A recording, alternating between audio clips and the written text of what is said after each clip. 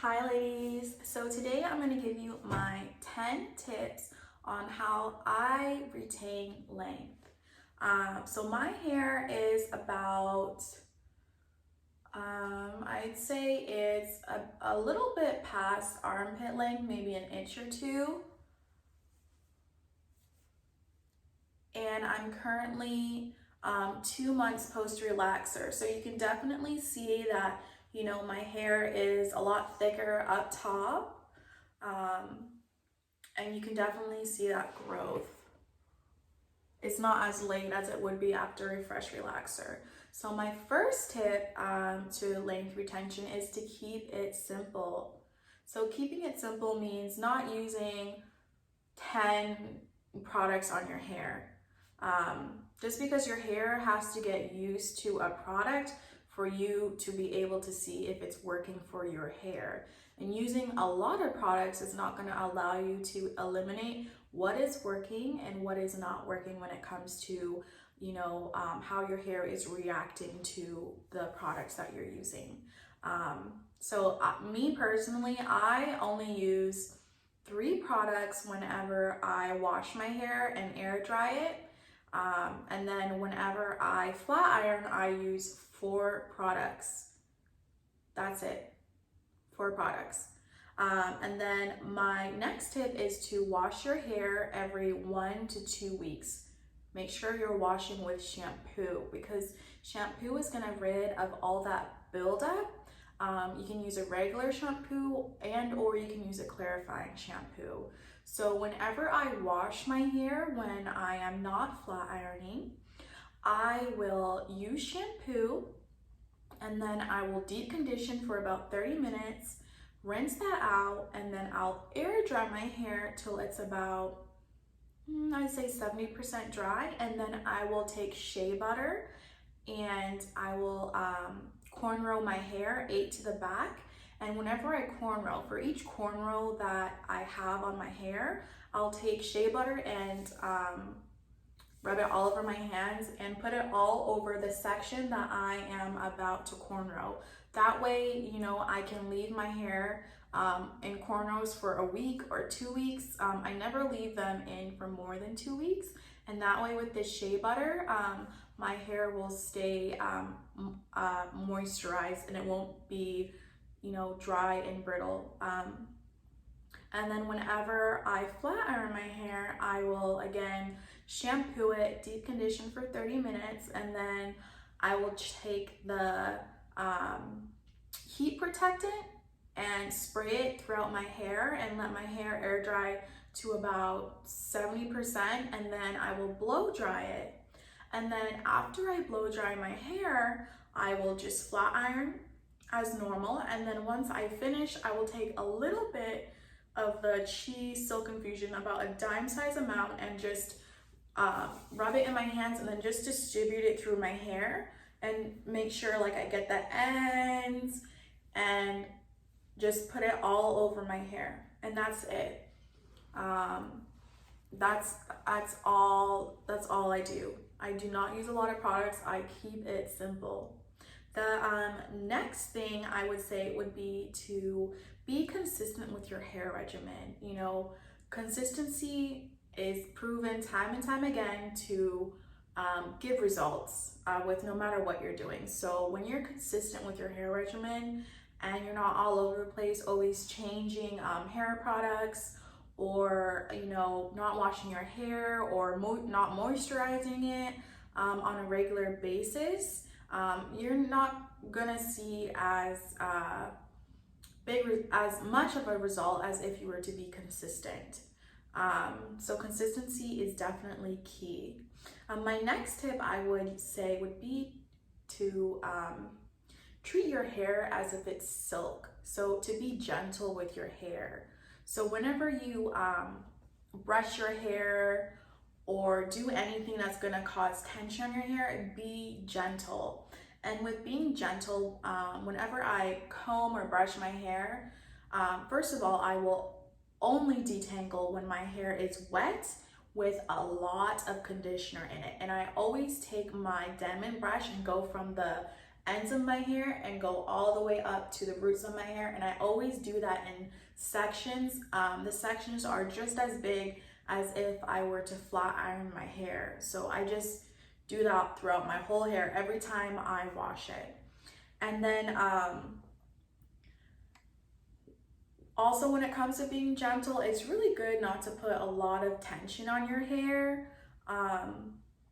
as well. So whenever you put your hair in up, or you're doing a different style, it's never good to put too much tension and be pulling your hair. I know when I was younger, I used to get my hair braided or put in box braids professionally, and they would pull so tight on my scalp that I'd have to take ibuprofen before I could go to bed because I was in so much pain.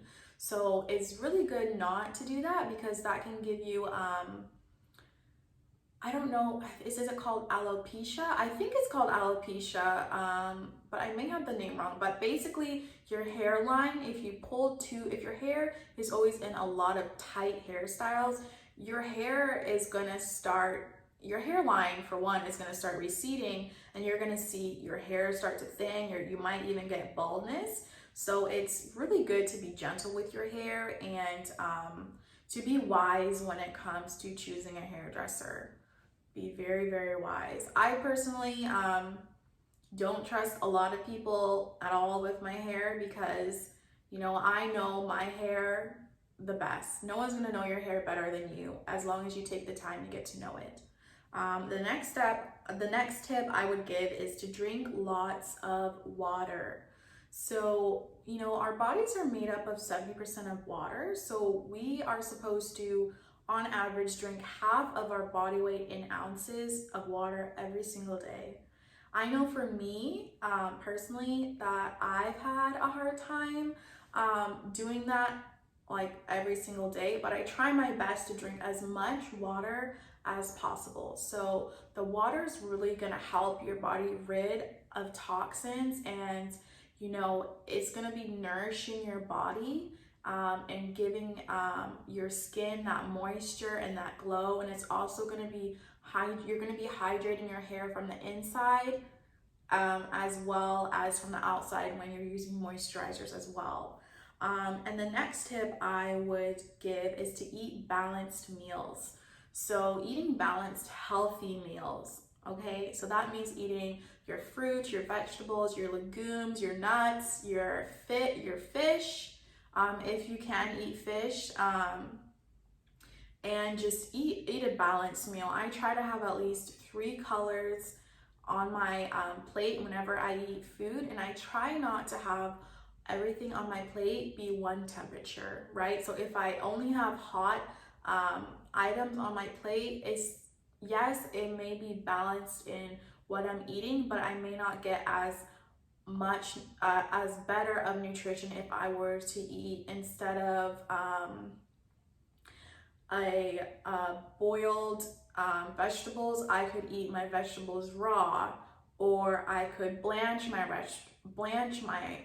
vegetables, as opposed to having everything one temperature. So that has really helped me, and it's gonna give your whole body an overall glow, because I'm pretty sure our hair is very, very similar to our skin. I believe like is it the pH? I think it's the pH, or the compounds in our hair are only slightly different to the compounds in our skin. So just eating a balanced diet is really, really going to help with your hair growing and getting those nutrients it needs in order for it to, thrive. The next tip I would give is to sleep with a satin or silk pillowcase or bonnet. So that is gonna help you, because whenever you have your hair and it's brushing against cotton or any abrasive fabric, your hair is gonna slowly be breaking off or fraying, because all that friction, relaxed hair is already, the compounds have already been broken, so it's more prone to break off. So when you sleep with anything with cotton or any other abrasive fabric, your hair is going to be rubbing against it, right? So every time you twist and you turn in your sleep, your hair is going to be rubbing against that material, and it's slowly but surely going to start breaking off. And you're not going to see length retention because your hair is going to be growing, but at the same rate or even faster, your hair is going to be breaking off because all of the tossing and turning is going to cause your ends to just break off. It's just not good. So definitely sleep with the satin or silk pillowcase or a bonnet. I do that every single night. And another tip I would give is to wrap your hair. I normally leave my hair in cornrows for about 2 weeks, and then I will opt out to flat iron and have my hair flat iron for a week. So whenever I flat iron, I wrap my hair and I moisturize it and wrap it, and then I will sleep on my satin pillowcase. And that way my hair is moisturized and I'm only rubbing my hair against a fabric that's not going to be abrasive to my hair. So the next tip I would give is to stretch your relaxers. So again, I am 2 months post relaxer, and I normally try to stretch my relaxers for 6 months. So I do my relaxers at home. So I relax at home every 6 months, and whenever I relax my hair and I'm stretching it, I get so much length retention because I'm being consistent, I'm keeping it simple, and I'm following all of the other steps and tips that I have shown. So I get about 3.5 to 4 inches of length whenever I stretch my relaxers for 6 months. And whenever I do relax my hair, I focus the relaxer only on the new growth. That is very key, because if you continue to distribute the relaxer throughout your hair is going to start getting thin, right? It's going to get thin, it's going to get lifeless. You may look like a wet dog. It's just not the most attractive look. I personally prefer thicker hair. So yes, I do relax it at home. It's very easy if you want to save some coins and do it at home, but I slightly texlax because I want my hair to look thick. After those 6 months, all you really need to focus on is the new growth and just smoothing it, right? Smoothing it to the desired time. And you can definitely relax your hair at home without getting chemical burns, as long as you follow directions and you don't leave it on for an absurd amount of time. So definitely I would say stretch your relaxers and have a professional do it if you're not comfortable doing it at home, or do it yourself if you are comfortable. But stretching your relaxers are key. And the last tip I would give, which is really important, is whenever you are touching your hair or manipulating it or whatever, don't use tools that are broken. So if you have brushes or combs and the bristles are broken, that's going to be going through your hair and ripping it out. It's going to get tangled and it's going to rip out. And the same goes with your nails. So if your nails are broken or they're not like